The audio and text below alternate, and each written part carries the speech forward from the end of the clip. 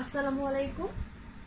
আমি ফারিহা রাব্বি, প্রভাষক পরিসংখ্যান, নারায়ণগঞ্জ সরকারি মহিলা কলেজ। একাদশ শ্রেণীর ব্যবসায় শিক্ষা শাখার শিক্ষার্থীরা আমার শুভেচ্ছা নিও।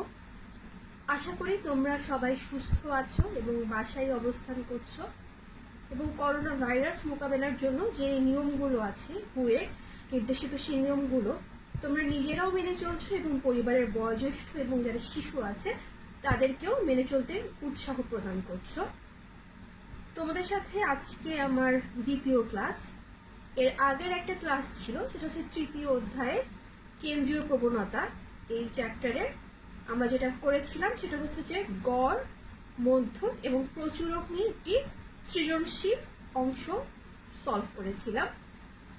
আজকে তোমাদেরকে আমি যেই টপিকটা নিয়ে আলোচনা করব সেটাও খুবই গুরুত্বপূর্ণ একটা টপিক। সেটা হচ্ছে যে চতুর্থ, দশমক এবং শতমক। এই টপিকের উপরে শ্রেণীকৃত অংশের ক্ষেত্রে আমরা একটা সিকিউ সলভ করব। তো শিক্ষার্থীরা আসো আমরা আমাদের ক্লাসটি শুরু করি। প্রিয় শিক্ষার্থীরা, আজকে আমরা যে সৃজনশীল অংশটি সমাধান করব, আসো আমরা সেটার প্রশ্নটা দেখি। প্রশ্নটা কি একটু খেয়াল করো। সেটা হচ্ছে যে নিম্নে প্রদত্ত গণসংখ্যা নিবেশনটির তৃতীয় চতুর্থক, সপ্তম দশমক, 50তম শতমক, 90তম শতমক নির্ণয় করো। এখানে কি কি আছে আমরা একটু খেয়াল করি। আছে হচ্ছে যে শ্রেণী ব্যাপ্তি এবং গণসংখ্যা। শ্রেণী ব্যাপ্তি কোথা থেকে শুরু হয়েছে একটু দেখি। যেটা 10 থেকে 20, 20 থেকে 30, এভাবে আমরা 10 শ্রেণী ব্যবধান নিয়ে 70 থেকে 80 পর্যন্ত শ্রেণী ব্যাপ্তি রয়েছে। এবং গণসংখ্যা রয়েছে 6, 12, 25, 30, 20, 15 এবং 10। শিক্ষার্থীরা, তোমাদের কি মনে আছে যে চতুর্থক, দশমক, শতমক বিষয়গুলো কি? আচ্ছা, প্রথমে তোমাদের একটু মনে করে দেই। চতুর্থক হচ্ছে যে আমরা যদি কোনো তথ্য সারি বা নিবেশনকে আমরা যদি ছোট থেকে বড় বা বড় থেকে ছোট সাজাই, তাহলে যে 3টা মান উক্ত তথ্য সারি বা নিবেশনকে সমান 4 ভাগে ভাগ করবে তাদেরকে বলা হবে চতুর্থক। এবং এটাকে আমরা QI দ্বারা চিহ্নিত করব, যেহেতু এটা হচ্ছে যে কোয়ারেন্টাইল, আমরা এটাকে ইংরেজিতে বলি। একইভাবে দশমক হচ্ছে কোনো তথ্য সারি বা নিবেশনের মানগুলোকে ক্রমানুসারে সাজানোর পরে যে 9টি মান উক্ত তথ্য সারি বা নিবেশনকে সমান 10 ভাগে বিভক্ত করবে তাদেরকে বলা হবে দশমক। এবং এটাকে আমরা ডিফাইন করব DI দ্বারা। এবং শতমক হচ্ছে কোনো তথ্য সারি বা নিবেশনকে আমরা ক্রমানুসারে সাজানোর পর যে 99টি মান উক্ত তথ্য সারিকে সমান 100 ভাগে ভাগ করবে, সেটাই হচ্ছে শতমক। তো আসো আমরা দেখা যাক যে চতুর্থক, দশমক এবং শতমক নির্ণয়ের জন্য কিরকম একটি সারণী লাগবে। আমাদের শ্রেণী ব্যাপ্তি এটা আমাদের প্রশ্নে দেওয়া আছে। গণসংখ্যা যেটা, এটাও আমাদের প্রশ্নে দেওয়া আছে। আমাদের শুধু ক্যাপিটাল N অর্থাৎ টোটাল যে গণসংখ্যাটা, মোট গণসংখ্যা, এটা বের করতে হবে। আর লাগবে যেটা, সেটা হচ্ছে যে ক্রমযোজিত গণসংখ্যা। সেটা কিরকম? সেটা হচ্ছে যে 6, এই 6টা 6 এর ঘরেই আসবে। 6 সাথে 12 যোগ করলে হবে 18, তারপরে আসবে হচ্ছে 18 সাথে 25 যোগ করলে হবে 43, তারপরে 43-এর সাথে আমরা যদি 30 যোগ করি হবে 73। এভাবে আমরা ক্রমান্বয়ে আমরা যদি যোগ করি তাহলে আসবে 118, যেটা ক্যাপিটাল N সমান 118 সমান হবে। এরপরে আমরা যদি পরবর্তী অংশে যাই তাহলে দেখা যাবে যে তৃতীয় চতুর্থক নির্ণয়ের জন্য আমাদের কি করতে হবে। তৃতীয় চতুর্থক শ্রেণী নির্ণয়ের জন্য আমরা যে সূত্রটি ব্যবহার করব সেটা হচ্ছে যে 3n/4। এই 3টা আসবে, যেহেতু আমরা তৃতীয় চতুর্থক নির্ণয় করছি সেটার জন্য এই 3টা আসবে। এবং এই 4 আসবে হচ্ছে আমরা যেহেতু চতুর্থক নির্ণয় করছি এটার জন্য। তো 3n/4 তম পদ আমাদের নির্ণয় করতে হবে। আমরা n এর মান জানি 118। তো আমরা কততম পদ নির্ণয় করলাম? 3n/4 তম পদ। দেখা যাচ্ছে যে এটা 88.5তম পদ। এটা কোন শ্রেণীতে অবস্থিত আসো আমরা দেখি। 88.5তম পদ দেখা যাচ্ছে যে ক্রমযোজিত গণসংখ্যার 93কে আমরা যদি ধরি তাহলে 50 থেকে 60 এই শ্রেণীতে অবস্থিত।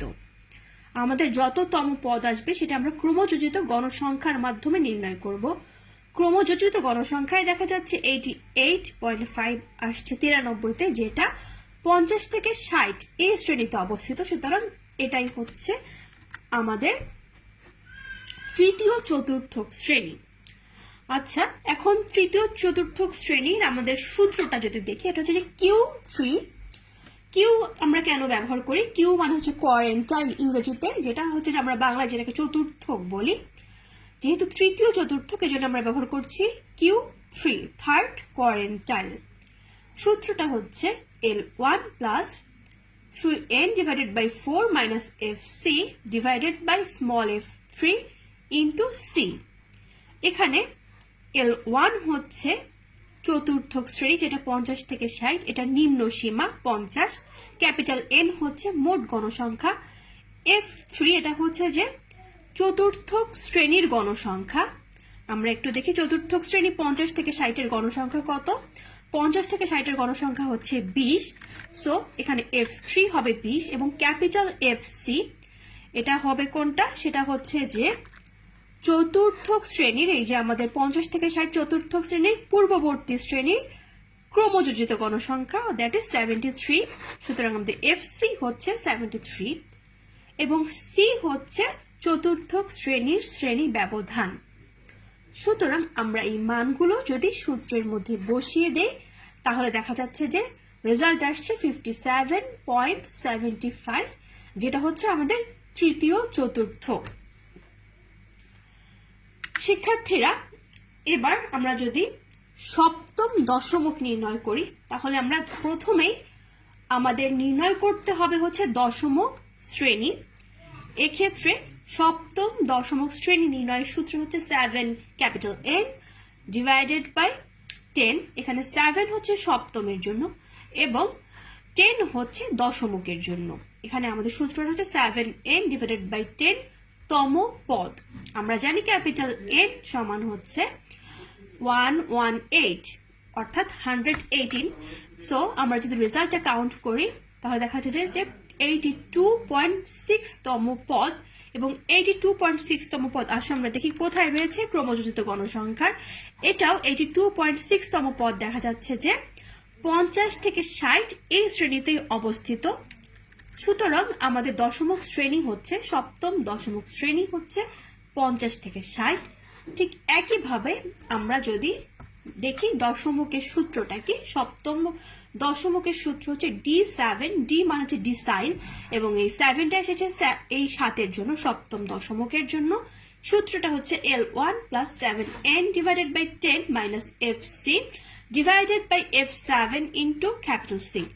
এখানে L1 হচ্ছে দশমক শ্রেণীর নিম্ন সীমা, যেটা হচ্ছে যে 50, ক্যাপিটাল N হচ্ছে 118। F7 এটা হচ্ছে যে চতুর্থক শ্রেণীর গণসংখ্যা। দেখা যাক চতুর্থক শ্রেণী, দশমক শ্রেণীর গণসংখ্যা। আচ্ছা, দেখা যাক দশমক শ্রেণীর গণসংখ্যা কোনটা। 50 থেকে 60 এটার গণসংখ্যা হচ্ছে 20। FC হচ্ছে দশমক শ্রেণীর পূর্ববর্তী শ্রেণীর ক্রমযোজিত গণসংখ্যা। এফসিটা কি? এটা হচ্ছে দশমক শ্রেণীর পূর্ববর্তী শ্রেণীর ক্রমযোজিত গণসংখ্যা। আসলে আমরা দেখি এটা হচ্ছে যে এটার 50 থেকে 60 এই শ্রেণীর পূর্ববর্তী শ্রেণীর ক্রমযোজিত গণসংখ্যা হচ্ছে 73। সো এটা হচ্ছে 73 এবং সি হচ্ছে 10। সি হচ্ছে যে দশমক শ্রেণীর শ্রেণী ব্যবধান 50 থেকে 60, এটা হচ্ছে 10। সো সবগুলো মান বসিয়ে আমরা যদি কাউন্ট করি বা ক্যালকুলেট করি তাহলে আসছে হচ্ছে যে 54.8। তাহলে আমাদের দশমক নির্ণয় করা হয়ে গেল এবং চতুর্থক নির্ণয় করা হয়ে গেল। এরপরে আমরা যদি 50তম শতমক নির্ণয় করি, ঠিক একইভাবে প্রথমে আমাদের 50তম শতমক শ্রেণী নির্ণয় করতে হবে এবং এটার সূত্র হচ্ছে 50 ক্যাপিটাল N ডিভাইডেড বাই 100 তম পদ। তো 50 ডিভাইডেড বাই 100 কে আমরা n/2 কাটাকাটি করলে এটাই আসবে n/2 তম পদ, অর্থাৎ 118 ডিভাইডেড বাই 2 তম পদ 59 তম পদ। এখন দেখা যাক এটা কোন শ্রেণীতে অবস্থিত। 59 তম পদ ক্রমযোজিত গণসংখ্যা দিয়ে যদি আমরা দেখি তাহলে দেখা যাবে যে এটা 73-তে গিয়েছে। এটা হচ্ছে যে 40 থেকে 50 এই শ্রেণীতে অবস্থিত। সুতরাং 50তম শতমক শ্রেণী হবে 40 থেকে 50 এই শ্রেণীটা। এখন আসো আমরা 50তম শতমক শ্রেণীর সূত্রটা দেখি। P50, এটাকে আমরা ডিফাইন করব। P কেন? P হচ্ছে যে পার্সেন্টাইল, আর 50 হচ্ছে যেহেতু আমরা 50তম শতমক নির্ণয় করব এটার জন্য। এখন এটার সূত্রটা হচ্ছে কি দেখো, L1 plus 50n divided by 100 minus FC divided by F50 into C। এখানে L1 হচ্ছে যে শতমক শ্রেণী নিম্ন সীমা যেটা 40, ক্যাপিটাল N হচ্ছে 118, আমরা জানি F50 হচ্ছে 30। F হচ্ছে কোনটা? এটা হচ্ছে যে শতমক শ্রেণীর গণসংখ্যা। দেখো শতমক শ্রেণীর গণসংখ্যা কোনটা? 40 থেকে 50 এর গণসংখ্যা হচ্ছে 30, সো এখানে এসেছে হচ্ছে যে 30। ক্যাপিটাল FC হচ্ছে শতমক শ্রেণীর পূর্ববর্তী শ্রেণীর ক্রমযোজিত গণসংখ্যা। আমরা আবার দেখি এখানে আমাদের যে সারণীতে আছে এটা পূর্ববর্তী শ্রেণীর ক্রমযোজিত গণসংখ্যা হচ্ছে 43, সো এখানে এসেছে 43। এবং C হচ্ছে শতমক শ্রেণী ব্যবধান 40 থেকে 50, এটা হচ্ছে 10। ঠিক একইভাবে আমরা নাম্বারগুলো বসিয়ে যদি ক্যালকুলেট করি তাহলে রেজাল্ট আসবে হচ্ছে 45.33। এরপরে আছে যেটা আরেকটা শতমক শ্রেণী নির্ণয় করতে হবে, 90তম শতমক নির্ণয় করতে হবে। একইভাবে 90তম শতমক শ্রেণী প্রথমে নির্ণয় করতে হবে, সেটা হচ্ছে 90n ডিভাইডেড বাই 100। এই 90টা এসেছে 90তমের জন্য আর 100টা এসেছে শতমকের জন্য। এত তম পদ, মনে রাখতে হবে তম পদ। আচ্ছা, আমরা আমাদের মানটা যদি n এর মানটা বসিয়ে দিই তাহলে দেখা যাবে যে 106.2 তম পদ। আসো আমরা দেখি এটা আমাদের সারণীতে কোথায় রয়েছে। 106.2 তম পদ এটা হচ্ছে যে ক্রমযোজিত গণসংখ্যার 108-এ গিয়েছে, যেটা 60 থেকে 70 এই শ্রেণীতে অবস্থিত। সুতরাং 60 থেকে 70 শ্রেণীতে অবস্থিত। সুতরাং 90তম শতমক শ্রেণী হচ্ছে 60 থেকে 70। একইভাবে 90তম শতমকের সূত্র হচ্ছে P90, শতমকের জন্য P পার্সেন্টাইল, 90 হচ্ছে 90তমের জন্য। সূত্রটা হচ্ছে P90 equals to L1 plus 90n divided by 100 minus FC divided by small f90 into C। L1 হচ্ছে শতমক শ্রেণীর নিম্ন সীমা, ক্যাপিটাল N হচ্ছে মোট গণসংখ্যা, F90 হচ্ছে শতমক শ্রেণীর গণসংখ্যা। F9 আসলে আমরা এটা কোথায় দেখি, আমরা সেটা F9 হচ্ছে শতমক শ্রেণীর গণসংখ্যা। এটা হচ্ছে যে আমাদের যেহেতু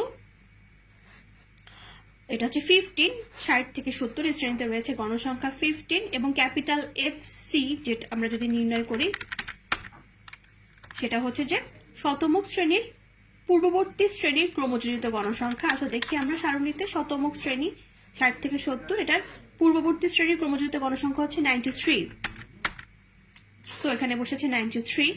এবং C হচ্ছে শতমক শ্রেণীর শ্রেণী ব্যবধান। মানগুলো আমরা বসিয়ে যদি ক্যালকুলেট করি এটা হচ্ছে 68.8। সুতরাং প্রিয় শিক্ষার্থীরা, আমরা এখানে সৃজনশীল অংশে চতুর্থক, শতমক এবং দশমক এই তিনটা বিষয় নির্ণয় করা শিখলাম। শিক্ষার্থীরা, আশা করি তোমরা আজকের ক্লাসটি ভালোভাবে বুঝতে পেরেছো। যদি কোনো সমস্যা হয় তাহলে কমেন্টে অবশ্যই তোমাদের মন্তব্য লিখে জানাবে। তোমরা বাসায় কেন্দ্রীয় প্রবণতা চ্যাপ্টারের অনুশীলনীগুলো সলভ করবে। তোমাদের সাথে পরবর্তী ক্লাসে আরেকটা নতুন এবং গুরুত্বপূর্ণ টপিক নিয়ে দেখা হবে। সে পর্যন্ত ভালো থাকো, সুস্থ থাকো এবং বাসায় থাকো। ধন্যবাদ।